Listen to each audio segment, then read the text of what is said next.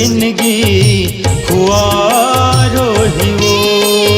कैसे मोर जिंदगी खुआरो ही वो। कैसे मोर जिंदगी खुआरो ही वो। कैसे मोर जिंदगी खुआरो ही वो। हो दया कर दयाली दाई वो। दया कर दयाली बेड़ा पार हो ही वो। कैसे मोर जिंदगी खुआरो ही वो। कैसे मोर जिंदगी खुआरो ही वो।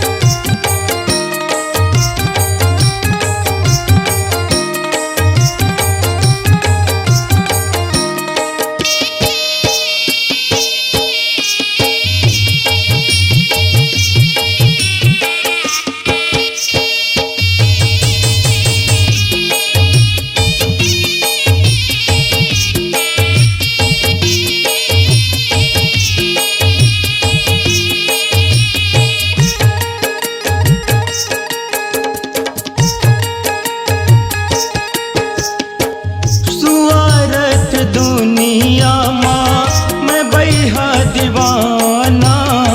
नहीं है मोर घर औ अंगना ठौर ठिकाना।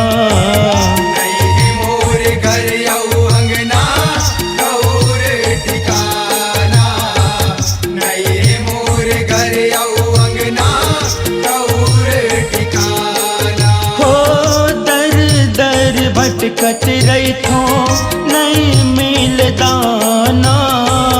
सुरता कट मुहला पारे कर जुगिया जमाना। सुरसा कस मूला पारे कर जुगिया जमाना। सुरसा कस मूला पारे कर जुगिया जमाना। कर दे ते कृपा दाई ओ।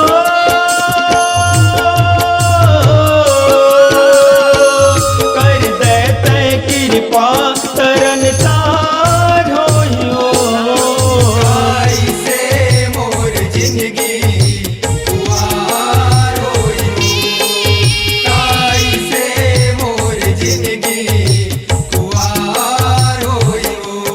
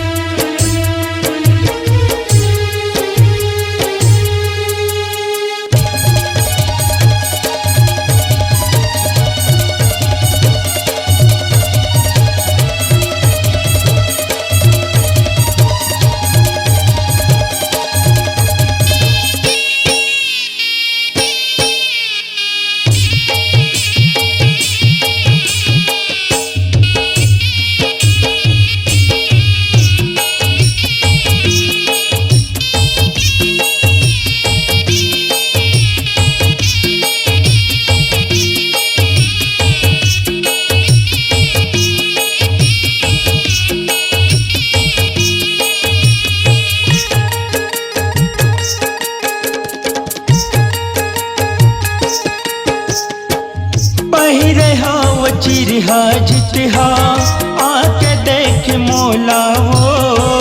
मोर बर दया नी लागे निर्दय तोला वो।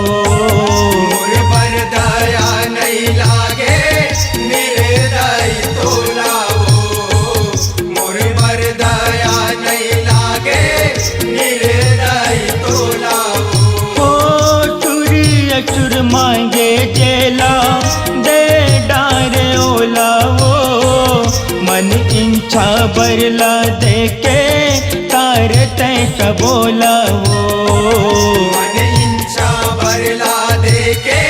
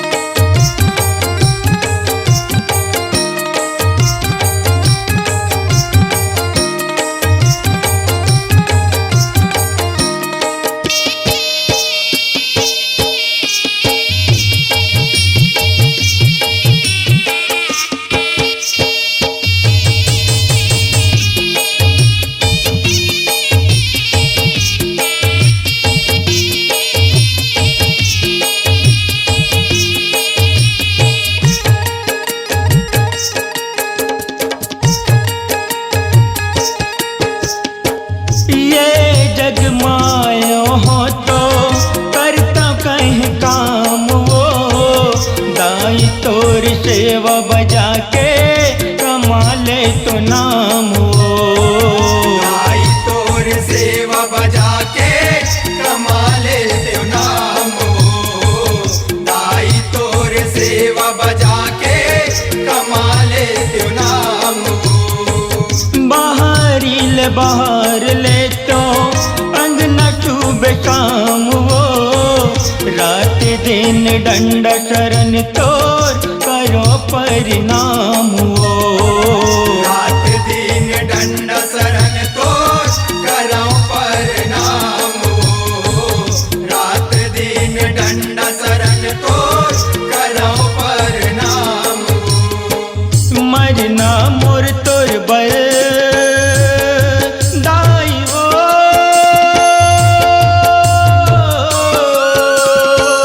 मरना मोर तोर बर कलंकार होई वो। गाई से मोर जिंदगी खुआर होई हो।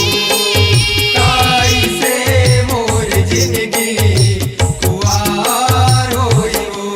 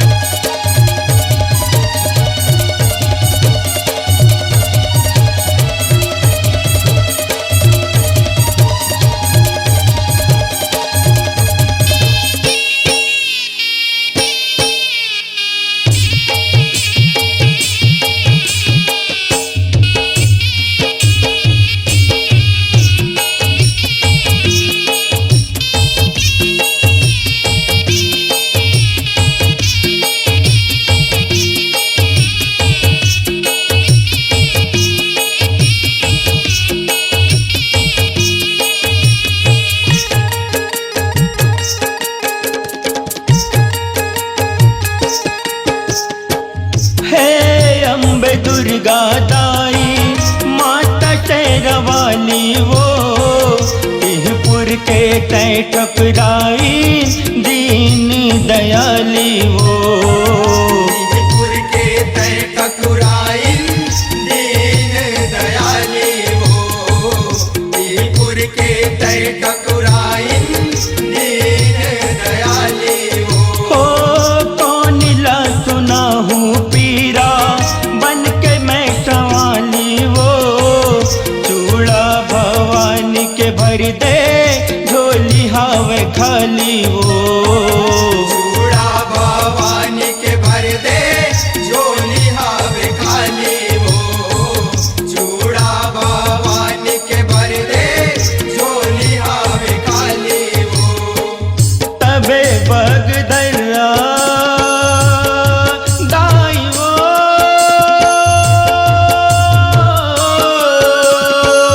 तबे बगदरा कलम साकार होई वो। गाई से मोर जिंदगी खुआर होई हो। गाई से मोर जिंदगी खुआर होई हो।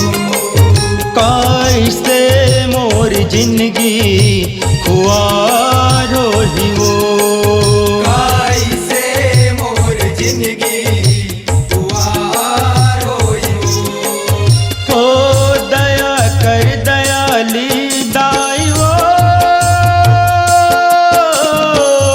दया कर दयाली बेड़ा पार होई वो। गाई से मोर जिंदगी खुआर होई हो। गाई से मोर जिंदगी खुआर होई हो। कैसे मोर जिंदगी खुआर होई वो। गाई से मोर जिंदगी खुआर होई हो।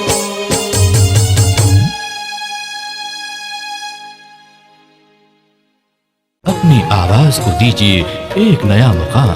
डिजिटल रिकॉर्डिंग की दुनिया का जाना पहचाना नाम स्वरांजलि, जहां गूंजती हैं ध्वनियां अपनी माटी की सौंधी सुगंध के साथ। छत्तीसगढ़ी संगीत के विविध रंग जो पहुंचाते हैं पूरे प्रदेश में डिजिटल रिकॉर्डिंग के संग। स्वरांजलि स्टूडियो, नेमीचंद गली नंबर 2, गंजपारा, रायपुर।